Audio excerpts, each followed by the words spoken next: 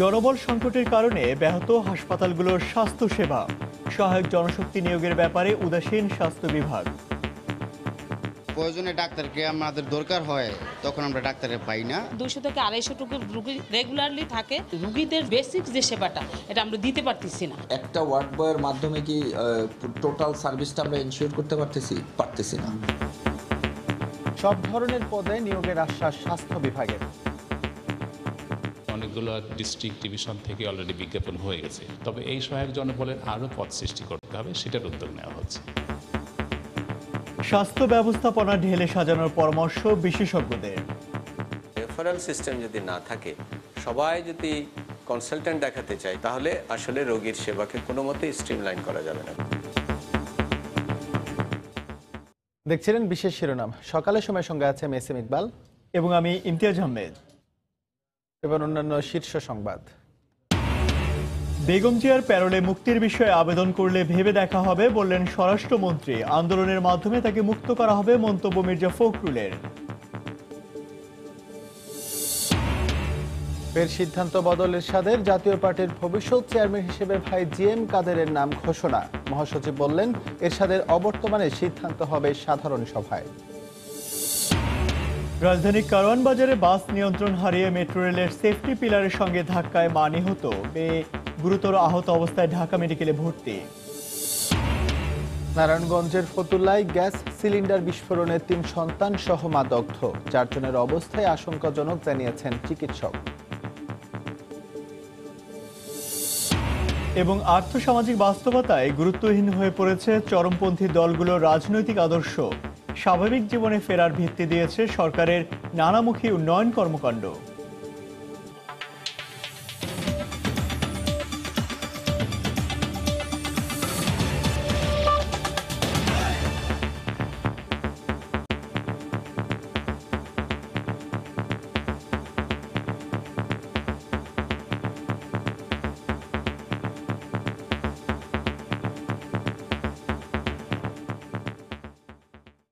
সুনির্দিষ্ট কারণ দেখিয়ে আবেদন করা হলে বিএনপি চেয়ারপারসন বেগম খালেদা জিয়ার প্যারোলে মুক্তির বিষয়টি সরকার বিবেচনা করবে বলে জানিয়েছেন স্বরাষ্ট্রমন্ত্রী আসাদুজ্জামান খান কামাল। গতকাল দুপুরে জামালপুরের দেওয়ানগঞ্জে সাংবাদিকদের প্রশ্নের জবাবে কথা জানান মন্ত্রী। এদিকে রাজধানীতে এক অনুষ্ঠানে বিএনপি মহাসচিব মির্জা ফখরুল ইসলাম আলমগীর বলেন, ঐক্যবদ্ধ আন্দোলনের মাধ্যমেই বেগম জিয়াকে মুক্ত করা হবে।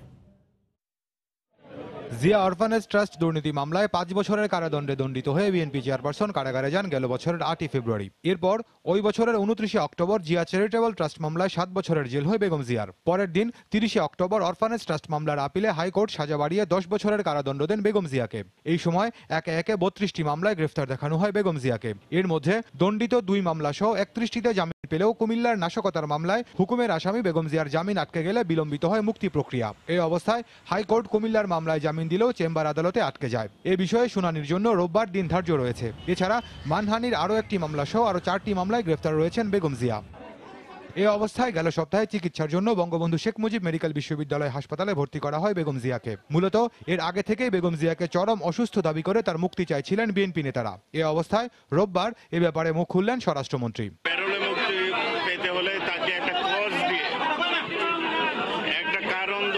তাকে আবেদন করতে হবে, সেই আবেদনটি আমাদের কাছে এখন আসেনি। আসলে তারপরে আমরা চিন্তা করব আমরা তিনি যাবেন কি যাবেন না। এদিকে ঢাকায় এক অনুষ্ঠানে বিএনপি মহাসচিব দাবি করেন, সরকার বেগম জিয়াকে উন্নত চিকিৎসা না দিয়ে মানবাধিকার লঙ্ঘন করছে। ঐক্যবদ্ধ আন্দোলনের মাধ্যমে বেগম জিয়াকে মুক্ত করা হবে বলে হুঁশিয়ারি দেন তিনি। বারবার আমরা পরিস্থিতি অত্যন্ত অসুস্থ, সে অসুস্থতা এমন পর্যায়ে গেছে এখন যে তিনি হাঁটতে পারেন না, তিনি কোনো কিছু খেতে পারছেন না। তাকে এইভাবে এই যে নির্যাতন করা হচ্ছে, এই নির্যাতন আমরা মনে করি এটা মানবাধিকার বিবর্জিত। জনগণকে সঙ্গে নিয়ে আমরা ঐক্যবদ্ধ আন্দোলন তৈরি করব গণতন্ত্র পুনরুদ্ধারের জন্য, গণতন্ত্রের নেত্রী মাতা দেশনেত্রী বেগম খালেদা জিয়াকে মুক্তির জন্য। এদিকে বিএনপি চেয়ারপারসনের নিঃশর্ত মুক্তির দাবিতে মিছিল করেছে স্বেচ্ছাসেবক দল। দুপুরে নয়াপল্টন কেন্দ্রীয় কার্যালয়ের সামনে মিছিলে নেতৃত্ব দেন দলের সিনিয়র যুগ্ম মহাসচিব রুহুল কবির রিজভী। মিছিলটি কার্যালয়ের সামনে থেকে শুরু হয়ে কিছু দূর এগিয়ে আবার সেখানেই শেষ হয়। খান মোহাম্মদ রুমেল, সময় সংবাদ, ঢাকা।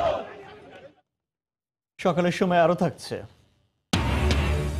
বিজিএমইএ নির্বাচনে রুবানা হকের পূর্ণ প্যানেল বিজয়ী। আগামী 2 বছরের জন্য প্রথমবারের মতো নারী সভাপতি পেতে যাচ্ছে সংগঠনটি।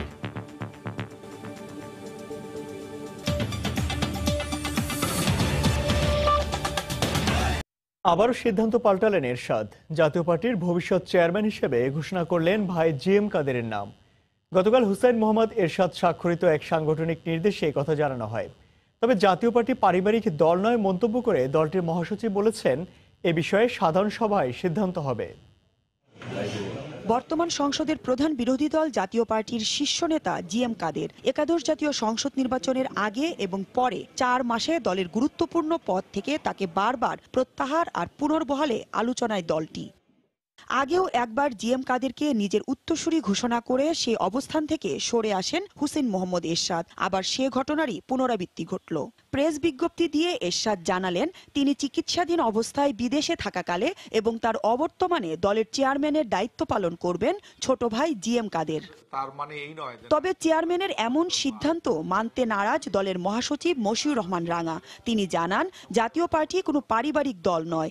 এরশাদের অবর্তমানে কে চেয়ারম্যান হবেন তা দলের সাধারণ সভায় সিদ্ধান্ত হবে। এটা তো একটা দল, তো এটা তো কোনো পারিবারিক বিষয় না যে আমি মারা গেলে আমার ছেলে এটার দায়িত্ব পালন করবে, এরকম তো নয়। চেয়ারম্যান এবং দলের প্রতিষ্ঠাতা এবং দলের এরশাদ সাহেবের যতক্ষণ পর্যন্ত একটি নিঃশ্বাসও আছে ততক্ষণ পর্যন্ত উনি চেয়ারম্যান এখানে থাকবেন। ওনার পরেই ওনার অবর্তমানে তখন আমরা কি করব সেটা আমরা সারা বাংলাদেশের যত আমাদের কর্মী আমাদের রয়েছে, আমাদের যতগুলো জেলা রয়েছে, সব জেলা উপজেলা আমাদের কমিটি আছে, আমরা একটা সাধারণ সভা করব। সাধারণ সভা করে আমরা চেয়ারম্যান নির্ধারণ করব। এটাই হলো দলের নিয়ম, গণতন্ত্রের সিস্টেম। একাদশ জাতীয় সংসদ নির্বাচনের আগে হুসেইন মোহাম্মদ এরশাদ অসুস্থ হয়ে সিঙ্গাপুরে চিকিৎসাধীন থাকাকালে ছোট ভাই জিএম কাদেরকে উত্তরসূরি ঘোষণা করেন। কিন্তু 22 মার্চ দায়িত্বে অবহেলার অভিযোগ তুলে কো চেয়ারম্যানের পদ থেকে তাকে সরিয়ে দেওয়া হয়। সেই আলোচনার রেশ কাটতে না কাটতে মাত্র 13 দিনের মাথায় গত 4 এপ্রিল জিএম কাদেরকে পুনরায় কো চেয়ারম্যানের পদে বহাল করা হয়। এছাড়া একাদশ জাতীয় সংসদ নির্বাচনের ঠিক আগ মুহূর্তে হঠাৎ করেই রুহুল আমিন হাওলাদারকেও মহাসচিবের পদ থেকে সরিয়ে নতুন মহাসচিব করা হয় মশিউর রহমান রাঙাকে। মৌসুম ইসলাম, সময় সংবাদ, ঢাকা। রাজধানীর কারওয়ান বাজারে বাস নিয়ন্ত্রণ হারিয়ে মেট্রো রেলের সেফটি পিলারের সঙ্গে ধাক্কায় জরিনা বেগম নামে এক যাত্রী নিহত হয়েছেন। আহত অবস্থায় তার মেয়ে বেবিকে ঢাকা মেডিকেলে ভর্তি করা হয়েছে। গতকাল রাত 11টার দিকে এই দুর্ঘটনা ঘটে। পুলিশ জানায়, বিকল্প পরিবহনের একটি বাস দ্রুত গতিতে ফার্মগেটের দিকে যাচ্ছিল। কারওয়ান বাজার এলাকায় পৌঁছালে বাসটি নিয়ন্ত্রণ হারিয়ে নির্মাণাধীন মেট্রো রেলের সেফটি পিলারের সঙ্গে ধাক্কা লাগে। এতে বাসে থাকা যাত্রী জরিনা বেগম ও তার মেয়ে আহত হন। উদ্ধার করে ঢাকা মেডিকেল কলেজ হাসপাতালে নেওয়া হলে জরিনা বেগমকে মৃত ঘোষণা করেন চিকিৎসক। তারা ফকিরাপুল থেকে মিরপুর 11 নম্বরে যাচ্ছিলেন। তাদের গ্রামের বাড়ি কুমিল্লার দাউদকান্দি উপজেলার সরস্বতী গ্রামে। নারায়ণগঞ্জে গ্যাস সিলিন্ডার বিস্ফোরণে মা ও শিশু সন্তান দগ্ধ হয়েছেন। গুরুতর অবস্থায় তাদেরকে ঢাকা মেডিকেল কলেজ হাসপাতালে বার্ন ইউনিটে ভর্তি করা হয়েছে। গতকাল রাত 9টার দিকে ফতুল্লার গিরিধারা আবাসিক এলাকায় এ দুর্ঘটনা ঘটে। এলাকাবাসী জানান, গ্যাস সিলিন্ডার থেকে লিকেজ হওয়ায় হঠাৎ করে বিস্ফোরণ ঘটে। এতে ফাতেমা বেগম ও তার শিশু সন্তান সাফওয়ান, ফারিয়া ও রাফি মারাত্মক দগ্ধ হন। তাদের উদ্ধার করে ঢাকা মেডিকেল কলেজ হাসপাতালে বার্ন ইউনিটে ভর্তি করা হয়েছে। এদিকে 4 জনের শরীরে 90% পুড়ে গেছে বলে জানিয়েছেন চিকিৎসক।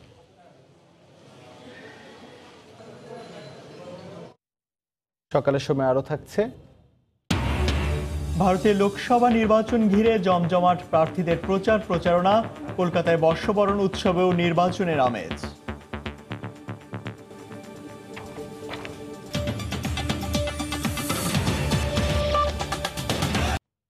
সহায়ক জনশক্তির তীব্র সংকটে চরমভাবে ব্যাহত হচ্ছে দেশের স্বাস্থ্যসেবা। হাসপাতালগুলোতে চিকিৎসক ও নার্সের সংকট আমলে নিলেও সহায়ক জনশক্তি নিয়োগের ব্যাপারে উদাসীন স্বাস্থ্য বিভাগ। দুর্নীতি বন্ধ, রেফারেল সিস্টেম কার্যকর এবং শক্তিশালী স্বাস্থ্য ব্যবস্থাপনা নিশ্চিতের মাধ্যমে রোগীদের কাঙ্ক্ষিত সেবা নিশ্চিত করা যাবে বলে মত বিশেষজ্ঞদের। জাতীয় স্বাস্থ্য দিবসে ওমর ফারুকের ছবিতে দেখুন মুজাহিদ শুভর প্রতিবেদন। 414 শয্যার জাতীয় হৃদরোগ হাসপাতাল, অথচ ইনডোর আউটডোর মিলে প্রতিদিন রোগীর চাপ থাকে অন্তত 2000। সম্প্রতি নার্সের সংখ্যা কিছুটা বাড়লেও স্টাফ রয়েছে 450-তেই, যাদের 3 শিফটে ভাগ হয়ে কাজ করতে হয় প্রতিদিন। ওয়ার্ড বয়, পিয়ন, টেকনিশিয়ান সহ সহায়ক জনশক্তির তীব্র সংকট চিকিৎসক ও নার্সকে বাড়তি চাপে রাখায় রোগীরা পাচ্ছেন না কাঙ্ক্ষিত সেবা। প্রয়োজনে ডাক্তারকে আমাদের দরকার হয়, তখন আমরা ডাক্তারে পাই না। তো মাঝে মাঝে নার্স আসে, আইসা খোঁজ খবর নিয়ে চলে যায়। 200 থেকে 250 টুকু রুগী রেগুলারলি থাকে, আর 22 থেকে 25 জন মেয়ে থাকে। এই কারণে রুগীদের বেসিক যে সেবাটা এটা আমরা দিতে পারতেছি না। তৃতীয় এবং চতুর্থ শ্রেণীর জনবল যারা সেবার কাজে সরাসরি জড়িত, তাদের জনসংখ্যা অ্যারাউন্ড হচ্ছে 350 থেকে 400। 60-70টা পেশেন্টের জন্য আমরা একটা ওয়ার্ড বয়, একজন আয়া। একটা ওয়ার্ড বয়ের মাধ্যমে কি টোটাল সার্ভিসটা আমরা এনশিওর করতে পারতেছি না। চিকিৎসক ও নার্স স্বাস্থ্য ব্যবস্থার কেন্দ্রবিন্দুতে থাকায় হরহামেশায় নিয়োগ পেলেও সহায়ক জনশক্তিদের নিয়োগ হয় না তেমনভাবে। ফলে স্বাস্থ্যসেবার অব্যবস্থাপনার দায় সহজেই পড়ে চিকিৎসক ও নার্সের ঘাড়ে। স্বাস্থ্য সংশ্লিষ্টদের দলবাজি, চিকিৎসকদের ক্যাডার বৈষম্য সহ নানা কারণে স্বাস্থ্য ব্যবস্থাপনা ঢেলে সাজানো সম্ভব হচ্ছে না বলে মত বিশেষজ্ঞদের। রেফারেল সিস্টেম যদি না থাকে, সবাই যদি কনসালটেন্ট দেখাতে চায়, সবাই যদি স্পেশালিস্টের কাছে যেতে চায়, এবং সেক্ষেত্রে যদি আঞ্চলিক এবং রাজনৈতিক প্রভাব অনেক ক্ষেত্রে অনেক বেশি কাজ করে এবং পরিচিতির প্রভাব, তাহলে আসলে রোগীর সেবাকে কোনো মতেই স্ট্রিমলাইন করা যাবে না। সহায়ক জনবলের সর্বাধিক সংকট দেশের সবগুলো উপজেলা স্বাস্থ্য কমপ্লেক্সে। তবে দ্রুত সব ধরনের পদে নিয়োগের আশ্বাস স্বাস্থ্য বিভাগ সচিবের। অনেকগুলো ডিস্ট্রিক্ট ডিভিশন থেকে অলরেডি বিজ্ঞাপন হয়ে গেছে এবং আমরা মাননীয় প্রধানমন্ত্রীর অফিসও এটা খুব তাড়াতাড়ি করার জন্য আমাদেরকে তাগিদ দিচ্ছে এবং আমরা খুব তাড়াতাড়ি করছি। আর ডিজিএ হেলথ অফিস এটা ওভারঅল ম্যানেজ করছে, খুব তাড়াতাড়ি নিয়োগগুলো হবে। তবে এই সহায়ক জনবলের আরও পদ সৃষ্টি করতে হবে, সেটার উদ্যোগ নেওয়া হচ্ছে। অপ্রতুল দক্ষ চিকিৎসক, তৃতীয় ও চতুর্থ শ্রেণীর কর্মচারীদের লাগামহীন দুর্নীতি, উচ্চমূল্যে নিম্নমানের অপ্রয়োজনীয় যন্ত্র ক্রয় সহ সর্বোপরি তীব্র জনবল সংকটের কারণে চরমভাবে ব্যাহত হচ্ছে স্বাস্থ্যসেবা। তাই স্বাস্থ্যসেবার তদারকির জন্য শক্তিশালী ও বাস্তবমুখী কর্মপদ্ধতির প্রয়োগ জরুরি বলে মনে করছেন বিশেষজ্ঞ চিকিৎসকরা। মুজাহিদ শুভ, সময় সংবাদ, ঢাকা। বরগুনার একটি প্রাথমিক বিদ্যালয়ের শ্রেণীকক্ষে ভবনের পলেস্তরা খসে পড়ে এক শিক্ষার্থী নিহত হয়েছে। আহত হয়েছেন আরও 5 জন, তবে তারা শঙ্কামুক্ত রয়েছেন। গতকাল এই ঘটনা ঘটে। আহতদের সরকারিভাবে চিকিৎসার ব্যবস্থা নেওয়া হয়েছে বলে জানিয়েছেন জেলা প্রাথমিক শিক্ষা কর্মকর্তা। এম এ আজমের পাঠানো তথ্য ও ছবি নিয়ে রিপোর্ট। শনিবার দুপুরে বরগুনার তালতলী উপজেলার ছোটবগী সরকারি প্রাথমিক বিদ্যালয়ে তৃতীয় শ্রেণীর ক্লাস চলছিল। এ সময় ভবনের গ্রেড বিম ভেঙে শিক্ষার্থীদের উপর পড়ে। এতে 6 শিক্ষার্থী গুরুতর আহত হয়। পরে তাদের উদ্ধার করে আমতলী উপজেলা স্বাস্থ্য কমপ্লেক্সে নেওয়া হলে মানসুরা নামে এক ছাত্রীকে মৃত ঘোষণা করেন চিকিৎসক। হাসপাতালে চিকিৎসাধীন রয়েছে একই ক্লাসের আরও 5 শিক্ষার্থী।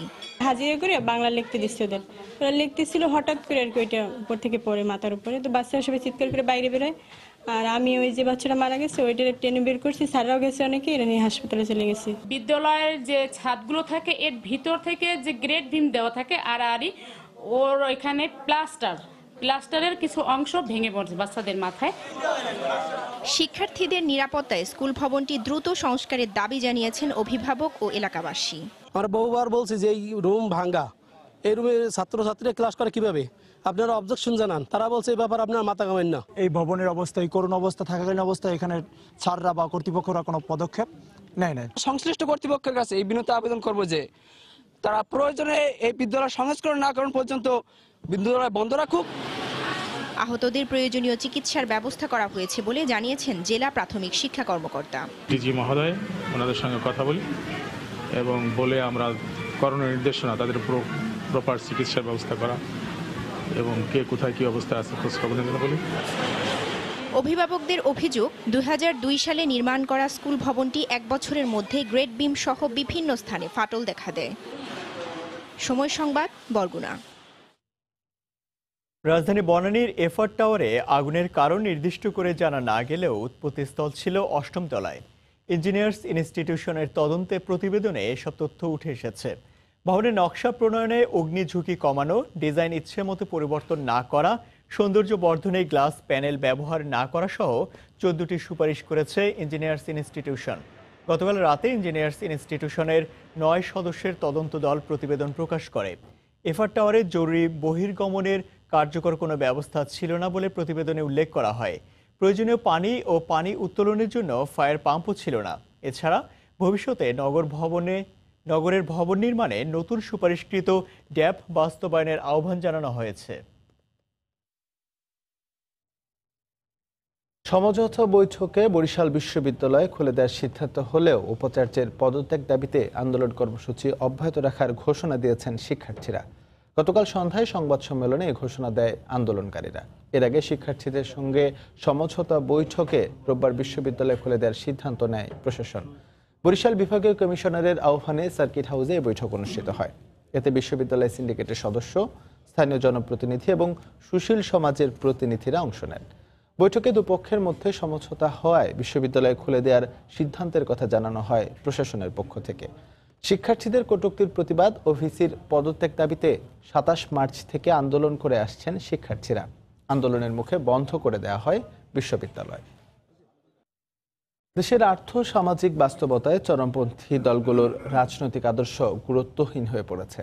পাশাপাশি বর্তমান সরকারের নানামুখী উন্নয়ন কর্মকাণ্ড পলাতক জীবন থেকে স্বাভাবিক জীবনে ফেরার ভিত্তি দিয়েছে চরমপন্থী সংগঠনের সদস্যদের। দক্ষিণ পশ্চিম অঞ্চলের 15 জেলায় নিষিদ্ধ ঘোষিত 4টি চরমপন্থী সংগঠনের 6 শতাধিক সদস্য মঙ্গলবার পাবনায় স্বরাষ্ট্রমন্ত্রীর কাছে অস্ত্রসহ আত্মসমর্পণ করতে যাচ্ছে। তাদের অনেকের সঙ্গে কথা বলে আত্মসমর্পণের এসব কারণ জানা গেছে। দক্ষিণ পশ্চিম অঞ্চল ঘুরে এসে আরও জানাচ্ছেন ওমর ফারুক। পূর্ব বাংলা কমিউনিস্ট পার্টি লাল পতাকার 45 জন সদস্য ও 13টি আধুনিক আগ্নেয়াস্ত্র নিয়ে মঙ্গলবার পাবনা জেলা স্টেডিয়ামে স্বরাষ্ট্রমন্ত্রীর কাছে আত্মসমর্পণ করতে যাচ্ছেন নাম পরিচয় গোপন রাখতে চাওয়া রাজবাড়ির এই চরমপন্থী নেতা। তিনি জানালেন, সাম্প্রতিক সময়ে সুন্দরবনের জলদস্যু এবং মাদক ব্যবসায়ীদের আত্মসমর্পণের ঘটনা থেকে তিনি ও তার রাজনৈতিক সঙ্গীরা উদ্বুদ্ধ হয়েছেন। তবে এর পেছনেও কাজ করেছে নিষিদ্ধ ঘোষিত চরমপন্থী সংগঠন লাল পতাকার আদর্শের প্রতি আস্থাহীনতা এবং ব্যক্তিগত জীবনের নানা গ্লানি। যারা আত্মসমর্পণ করছে ওরা খুব ভালো আছে এবং প্রাথমিক অবস্থায় আমরা চিন্তায় ছিলাম যে এদেরকে মাইরেই ফেলায় নাকি সরকার কি করে, তো দেখলাম যে না, এরা খুব ভালো অবস্থানে আছে। আমার কাছে কাল্পনিক মনে হয়, কারণ কি এই আপনি সিরাজ শিকদারের যে আইন কানুন, এর তো নিজস্ব আইন, আমি এর মধ্যে কোনো বাস্তবিক কোনো দিক পাইনি। খুলনার পূর্ব বাংলা সর্বহারা পার্টির এই সদস্যের কণ্ঠে নেতাদের বিরুদ্ধে আর্থিক কেলেঙ্কারি আর অন্ধকার পথে নিয়ে যাওয়ার অভিযোগ। আমাদেরকে অরিজিনালি ভুল পথে নিয়ে যাওয়া হয়েছিল। আজ 10টা বছরের মতো পালাই বেড়াইছি, বাবা মা সন্তান স্ত্রী থুয়ে যে জীবন কাটাইছি আর কি, এই জীবন না হচ্ছে বড় লোকের চান্দা ধরে, ঠিক আছে, নিয়ে গরিবের দেবে এই কথা বলে, কিন্তু যে আমরা পরে দেখি যে না, অরিজিনালি লিডাররাই আছে নিয়ে চুষে খায় আর আমাদেরকে ব্যবহার করে। দক্ষিণ পশ্চিম অঞ্চলে এক নামে পরিচিত এই চরমপন্থী নেতা জানালেন, আঞ্চলিকভাবে সিদ্ধান্ত নিয়ে আত্মসমর্পণ করছেন তারা। 2008 সালে জাতীয় নির্বাচনে জননেত্রী শেখ হাসিনার নির্বাচনী ইস্তেহারে একটা পয়েন্ট ছিল, আমাদের মতো যারা আর কি তাদেরকে সাধারণ জীবনে আসার আহ্বান জানানো হয়েছিল। সেই সুযোগটাকেই আমরা কাজে লাগাচ্ছি। সিরাজগঞ্জ এলাকার প্রায় 100 খানেক সদস্যকে নিয়ে আত্মসমর্পণ করছেন 80-র দশক থেকে চরমপন্থী তৎপরতার সঙ্গে যুক্ত লাল পতাকার এই সংগঠক। আত্মসমর্পণে কি দক্ষিণ পশ্চিম অঞ্চলে শান্তি ফিরবে, এমন প্রশ্ন ছিল তার কাছে। আমরা যে সময় 600 আত্মসমর্পণ করতেছি, তাহলে কিন্তু অবশিষ্ট হচ্ছে 1/3। যেহেতু 100% থাকেই কিছু করতে পারে নাই বা পারি নাই, ব্যাপার হলো 1/3 কি করবে। মাননীয় প্রধানমন্ত্রী যে সময় আমাদের ক্ষমার দৃষ্টিতে দেখবে, সাধারণ জীবন ফেরত দেবে, তখন তো ওই সমস্ত ব্যক্তিরা 1/3 তারা তো আমাদের কাছে মার্কিন করা, তারা কোনো কিছু করতে গেলে আমরা ছেড়ে দেব। মঙ্গলবার পাবনা জেলা স্টেডিয়ামে নিষিদ্ধ ঘোষিত লাল পতাকা সর্বহারা নিউ বিপ্লবী কমিউনিস্ট পার্টি ও কাদামাটির 600-রও বেশি সদস্য স্বরাষ্ট্রমন্ত্রীর কাছে আত্মসমর্পণ করবেন। ওমর ফারুক, সময় সংবাদ, পাবনা। র্যাবের মামলা থেকে অব্যাহতি পেলেও স্বস্তি নেই ঝালকাঠিতে র্যাবের গুলিতে পা হারানো লিমনের পরিবারের। তাদের অভিযোগ, স্থানীয় একটি প্রভাবশালী চক্রের হুমকিতে নিজেদের বাড়িতে উঠতে পারছে না লিমন ও তার পরিবার। তবে তদন্ত করে এ ব্যাপারে ব্যবস্থা নেওয়ার আশ্বাস দিয়েছে পুলিশ। পলাশ রায়ের পাঠানো তথ্য, ছবি নিয়ে রিপোর্ট। সব মামলা থেকে অব্যাহতি পাবার পর কিছুটা স্বস্তি ফিরেছিল ঝালকাঠিতে র্যাবের গুলিতে পা হারানো কলেজ ছাত্র লিমনের। 8 বছরের নানা চড়াই উতরাই পেরিয়ে তিনি এখন শিক্ষানবিশ আইনজীবী। কিন্তু নতুন এক আতঙ্ক ভর করেছে লিমনের পরিবারে। স্থানীয় প্রভাবশালী মহল ও র্যাবের কথিত সোর্স ইব্রাহিম হাওলাদারের বাধায় রাজাপুর উপজেলার ইঁদুরবাড়ি গ্রামে নিজ বাড়িতে ফিরতে পারছেন না তারা। স্বজনদের অভিযোগ, বাড়িতে এলেই নানাভাবে হামলা ও ভাঙচুরের শিকার হতে হয় তাদের। শনিবার দুপুরে ইব্রাহিম ও তাদের সহযোগীদের হামলায় আহত হয়ে রাজাপুর স্বাস্থ্য কমপ্লেক্সে ভর্তি হন লিমনের বাবা তোফাজ্জল হোসেন। বাবার উপরে মানে বাড়ি দেয়, মাথার উপরে, মাথা ফেটে রক্ত বের হয়ে যায়। আমি একটা নাগরিক হিসেবে বলছি যে আমার বাড়ি এখানে, আমার জন্মস্থান, আমার কি বাড়ি আসার কোনো অধিকার নাই? এলাকায় যত ধরনের অবৈধ কাজ আছে সব পরিচালনা করে। আমরা যদি এলাকায় আসি, লিমন আসে, পুলিশ আসে, সাংবাদিকরা আসে, এতেও বাধাগ্রস্ত হয়। লিমনের পরিবারের সঙ্গে তার জমি সংক্রান্ত বিরোধ থাকলেও হামলার ঘটনা অস্বীকার করেছে অভিযুক্ত ইব্রাহিম। ওরা জোর করে দখল নিতে যায় তাহলে আমার সম্পত্তিতে কমে, যার কারণে আমার মুখ করতে যখন টহমের ওই যে বাপের যে করছে এরকম কোনো ঘটনা ছিল না। লিখিত অভিযোগ পেলে তদন্ত করে লিমনের পরিবারকে নিরাপত্তা ও আইনি সহায়তা দেওয়া হবে বলে জানায় পুলিশ। মোবাইলে ফোন করেছে, ফোন করার সাথে সাথে আমি পুলিশ পাঠিয়ে দিচ্ছি। লিখিত কোনো অভিযোগ কেউ আমার কাছে এখনো পর্যন্ত দেয় নাই, দিলে পরে আইনগত ব্যবস্থা গ্রহণ করা হবে। 2011 সালের 23 মার্চ র্যাবের অভিযান চলাকালে মাঠে গরু আনতে যান লিমন। এ সময় র্যাবের গুলিতে পা হারিয়ে পঙ্গুত্ব বরণ করেন তিনি। ঘটনার পর উল্টো লিমনের বিরুদ্ধে অস্ত্র ও বিস্ফোরক আইনে 2টি মামলা করে র্যাব। এরপর দেশব্যাপী নানা সমালোচনার মুখে 2014 সালে স্বরাষ্ট্র মন্ত্রণালয়ের নির্দেশে লিমনকে মামলা থেকে অব্যাহতি দেওয়া হয়। সময় সংবাদ, ঝালকাঠি। ফেনীর সোনাগাজীতে পরীক্ষা কেন্দ্রে ঢুকে আলিম পরীক্ষার্থী ছাত্রীকে আগুনে ঝলসে দিয়েছে সহপাঠীদের কয়েকজন। গুরুতর দগ্ধ অবস্থায় তাকে ঢাকা মেডিকেলে ভর্তি করা হয়েছে। চিকিৎসকরা জানিয়েছেন তার অবস্থা আশঙ্কাজনক। গতকাল সোনাগাজী ইসলামিয়া সিনিয়র ফাজিল মাদ্রাসা কেন্দ্রে এই ঘটনা ঘটে। স্বজনদের অভিযোগ, যৌন হয়রানির মামলা করার জেরে মাদ্রাসা অধ্যক্ষের ইন্ধনেই তাকে পুড়িয়ে হত্যা চেষ্টা হয়েছে। আলিম আরবি প্রথম পত্র পরীক্ষা দিতে শনিবার সকালে ফেনীর সোনাগাজী ইসলামিয়া সিনিয়র ফাজিল মাদ্রাসা কেন্দ্রে যায় উপজেলার চরচান্দিয়া গ্রামের নুসরাত জাহান রাফি। স্থানীয়রা জানান, পরীক্ষার হল থেকে ভবনের ছাদে ডেকে নিয়ে যায় কয়েক শিক্ষার্থী। এ সময় তার শরীরে আগুন ধরিয়ে দিয়ে পালিয়ে যায় তারা। তাৎক্ষণিকভাবে নুসরাতকে উদ্ধার করে প্রথমে সোনাগাজী স্বাস্থ্য কমপ্লেক্সে ও পরে ফেনী জেলা সদর হাসপাতালে ভর্তি করে পুলিশ। উন্নত চিকিৎসার জন্য নুসরাতকে ঢাকা মেডিকেলের বার্ন ইউনিটে স্থানান্তর করা হয়। তার অবস্থা আশঙ্কাজনক বলে জানিয়েছে হাসপাতালের চিকিৎসক। 4 থেকে 5 জন মেয়ে তার কণ্ঠস্বর পরিচিত, কিন্তু চিনতে পারে নাই। কেরোসিন ঢেলে দিয়ে গায়ে তারপর আগুন ধরাই দেয়। মানে তো অনেক বার্ন, একটা 18 বছরের একটা মেয়ে আমাদের, তারা খুবই আশঙ্কাজনক অবস্থায় আছে আমাদের এখানে। তো এই জন্য আমরা তাকে ম্যানেজ করে প্লাস হলে সিভিল লাইন দিয়ে আমরা আইসিইউতে শিফট করে দিব আর কি। আমরা একটু গন্ধ পেয়েছি কেরোসিনে, কেমিক্যাল অ্যানালাইসিস করলে আসলে ওইটা বাদ বাকিটা জানা যাবে আসলে। গত 17 মার্চ ওই ছাত্রীকে যৌন হয়রানির অভিযোগে মাদ্রাসার অধ্যক্ষ সিরাজউদ্দৌলাকে আটক করে পুলিশ। এ নিয়ে মামলা দায়েরের পর কারাগারে রয়েছে সে। স্বজনদের অভিযোগ, ওই ঘটনার জেরেই নুসরাতকে পুড়িয়ে হত্যার চেষ্টা চালানো হয়।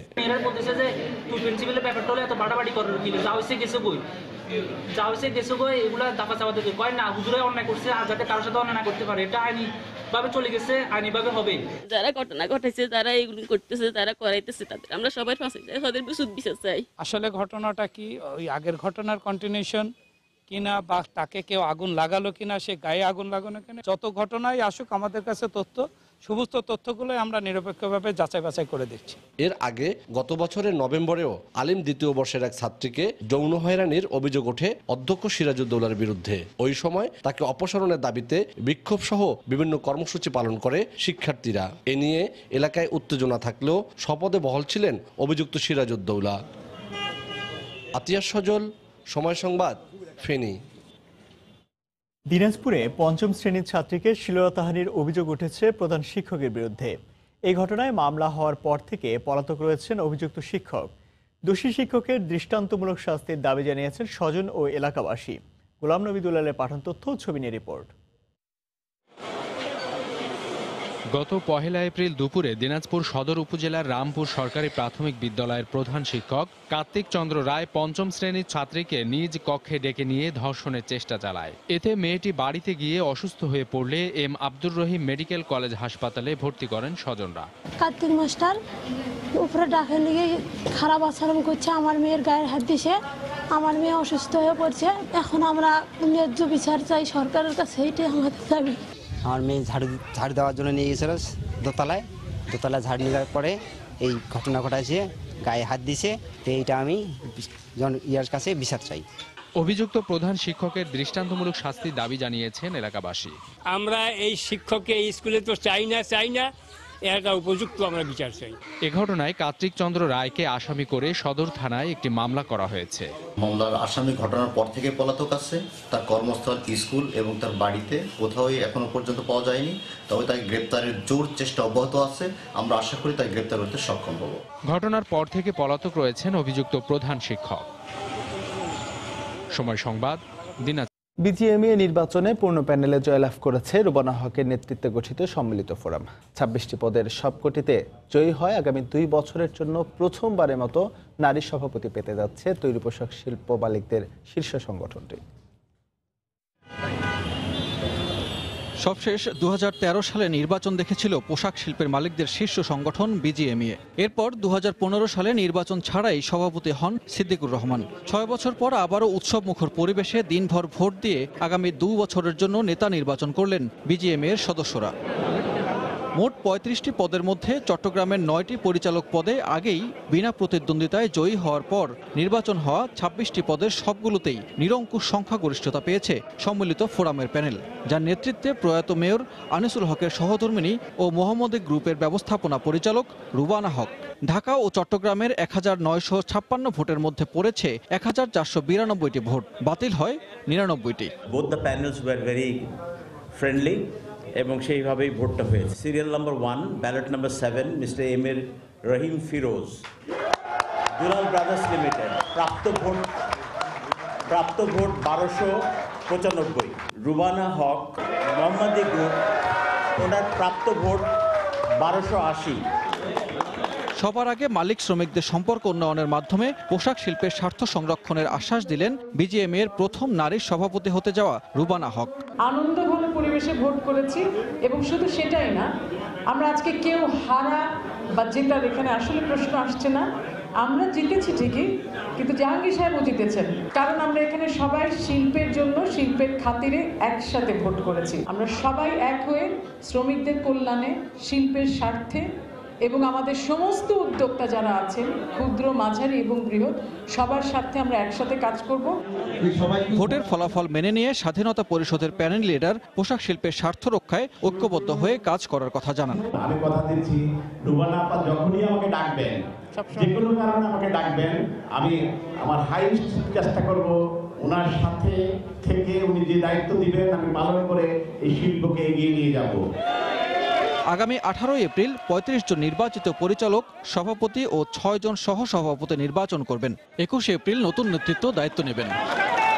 সানবীর রূপল, সময় সংবাদ, ঢাকা।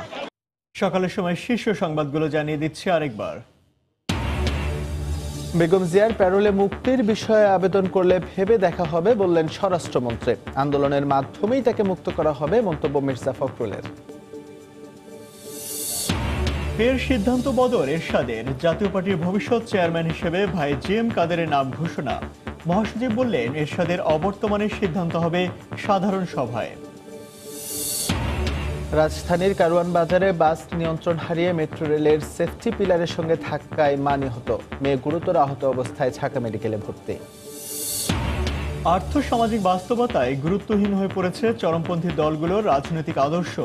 স্বাভাবিক জীবনে ফেরার ভিত্তি দিয়েছে সরকারের নানামুখী উন্নয়ন কর্মকাণ্ড।